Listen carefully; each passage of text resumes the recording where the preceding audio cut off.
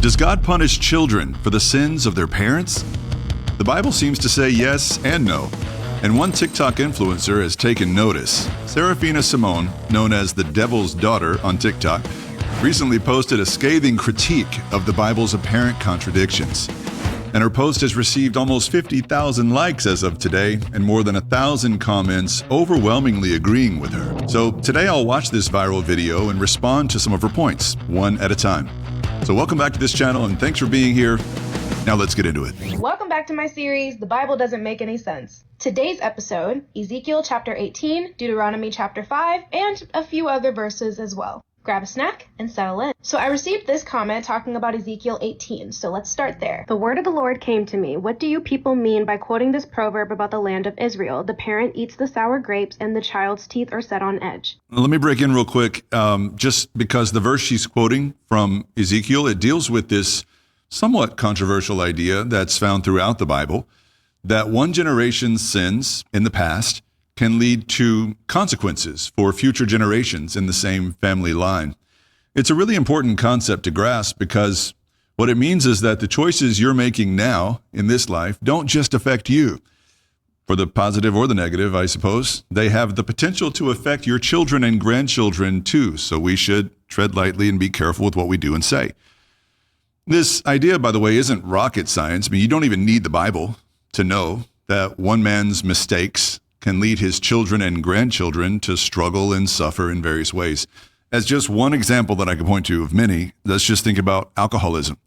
We know that it often manifests as a generational sin in a family. Children of alcoholics are like 4 times more likely than the general population to become alcoholics themselves. So yeah, just for that reason, it seems obvious that sin can have negative consequences across generations. So what's her point? Let's keep watching. As surely as I live, declares the sovereign Lord, you will no longer quote this proverb in Israel. For everyone belongs to me, the parent as well as the child, both alike belong to me. The one who sins is the one who will die. Moving down to verse 20, it says again, the one who sins is the one who will die. The child will not share the guilt of the parent, nor will the parent share the guilt of the child. Seems simple enough, right? But this wouldn't be an episode of The Bible Doesn't Make Any Sense if there wasn't some bull coming up, because Deuteronomy chapter 5 completely contradicts this verse. Deuteronomy chapter 5, verse 9. For I, the Lord your God, am a jealous God, punishing the children for the sins of the parents to the 3rd and 4th generation. But Seraphina, what if God changed his mind? Ezekiel is further down than Deuteronomy. What if he just changed the law? All right, so I appreciate her sense of humor. She's animated. I appreciate that. Seraphina is claiming here that she has uncovered some obvious contradiction in the Bible. But let's look closer. Is that really what's going on? Well, in my opinion, she's either being short-sighted in her interpretation of these verses, or she's trying to willfully deceive her many, many followers. First of all, she read that verse from Ezekiel 18, verse 2, without finishing what it says. So if you keep reading verses 3 and 4, you'll see that, yes, Ezekiel said, you will no longer quote this proverb in Israel about children suffering because of their parents' sins. But in the very next verse, Ezekiel goes on to say, for everyone belongs to me, this is God speaking through the prophet, and the parent as well as the child, both alike, belong to me. And then God says, the one who sins is the one who will die. And the word die is operative here. So Ezekiel's point was clearly that children and grandchildren of sinners won't die because of the sins of their parents and grandparents. There's not this transactional thing that happens across generations. He never said that they won't face any consequences or repercussions, for their parents' sins, just that they won't die as a result.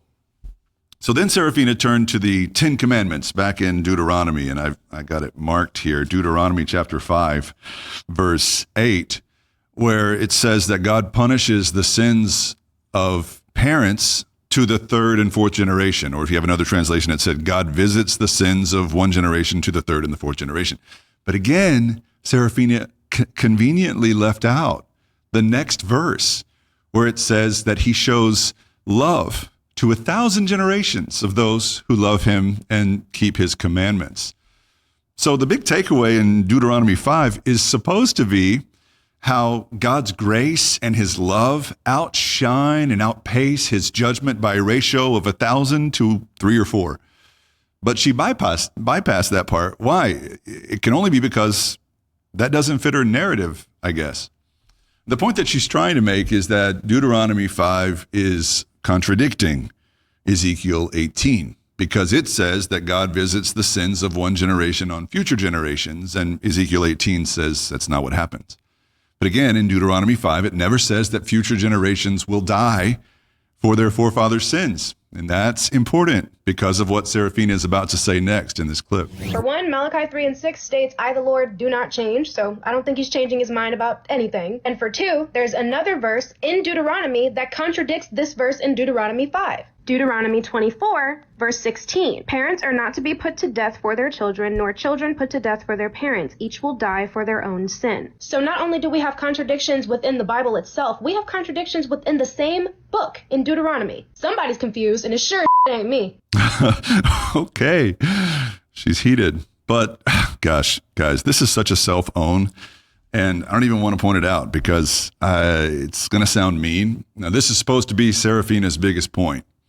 That not only are there contradictions across different books of the Bible, but as she says, there are contradictions within a certain book of the Bible, like Deuteronomy. It self-contradicts.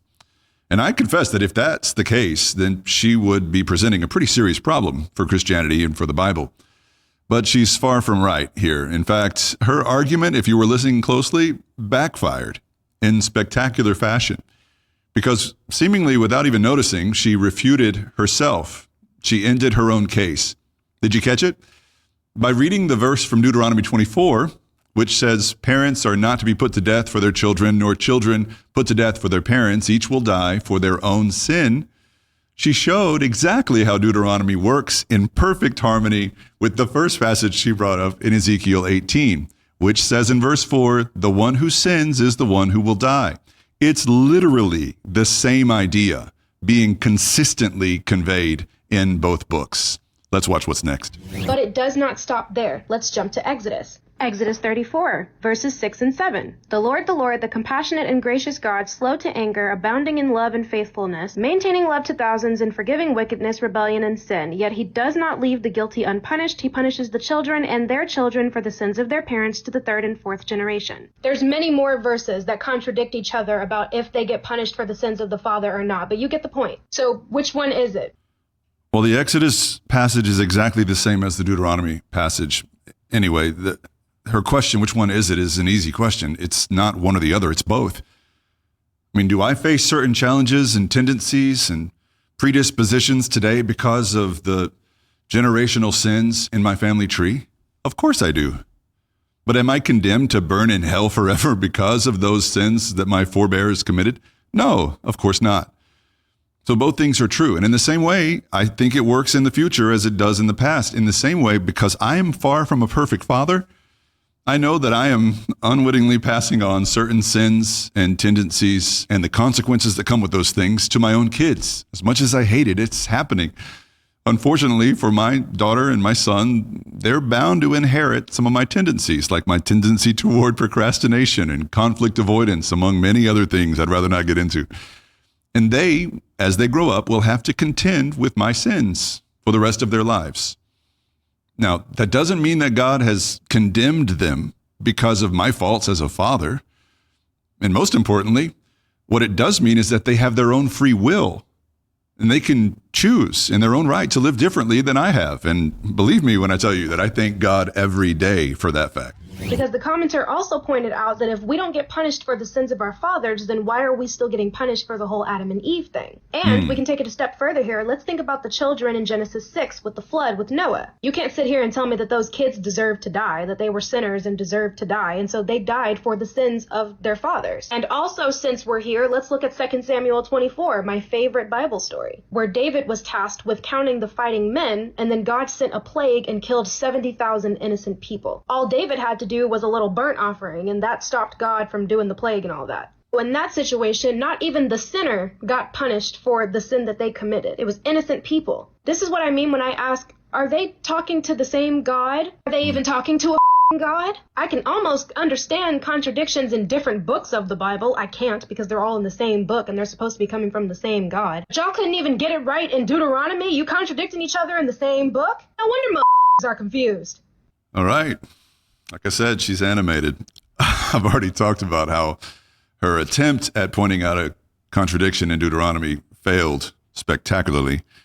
But on this point that she made before that, I just want to give credit to Seraphina because she made her strongest argument in the final minute of the video when she talked about 2 Samuel and the flood of Noah.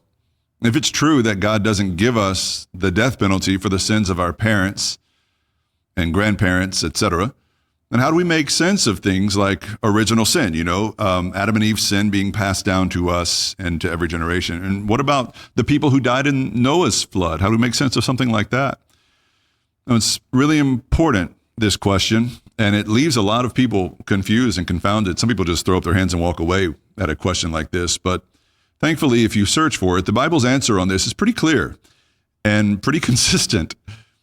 I thought it was interesting that Seraphina, in her argument here, used the word innocent to describe the people who died in the plague of 2 Samuel 24 under David's rule, as if there are some people who are pure, without sin, and should be kept out of any punishment whatsoever.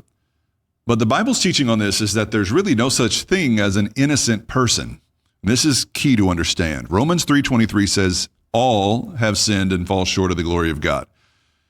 Jesus said, no one is good but God in Mark chapter 10. And King David of 2 Samuel 24 fame, he said in Psalm 51, this is a pretty shocking statement, but he said, I was sinful from the moment my mother conceived me. He was sinful in the womb. The idea here is that humanity has a disease. And it's an inherited disease. It's a disease called sin, and this world has no cure for it whatsoever. And I know this is something people struggle with, and if you struggle with this idea, I want you to know I have compassion for you. I just would challenge you to offer an alternative explanation for the world that you wake up every day and look at, and all the sin and violence and bloodshed and hate, everything you see in the world. If not sin as a condition that's covering all of us, then what's your explanation for what you see? So the question being posed here is this. If God says in the Old Testament that only righteous people can be saved, and then he says in the New Testament there's no such thing as a righteous person, what hope do any of us have? And that question is the reason that Jesus came. It's the reason. Jesus is the key that unlocks this mystery. Look at how the early Christians described the significance of Jesus Christ. This is what they said about him. God made him, Jesus, who had no sin, to be sin for us, so that in him we might become the righteousness of God.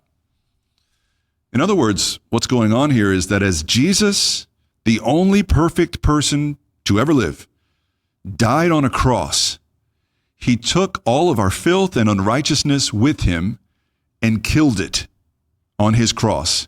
He took it to the grave once and for all. And now, by some miracle of grace, whenever sinners like us put our faith in Christ crucified, God chooses to look at us and see the righteousness of Christ in us. This is the whole gospel. It's what theologians call the great exchange. And it is, I believe, the hope of the world. So if you haven't already, I genuinely pray, if you're watching this video, that you'll consider Christ and everything that he's done for you. And that maybe you'll even open your heart to him today for the first time, or maybe the first time in a long time. I hope that's the case. That's all for us today. I would love to continue this conversation in the comment section, so be sure to chime in if you have a thought or question to share. Thanks as always for watching, and I'll see you next time.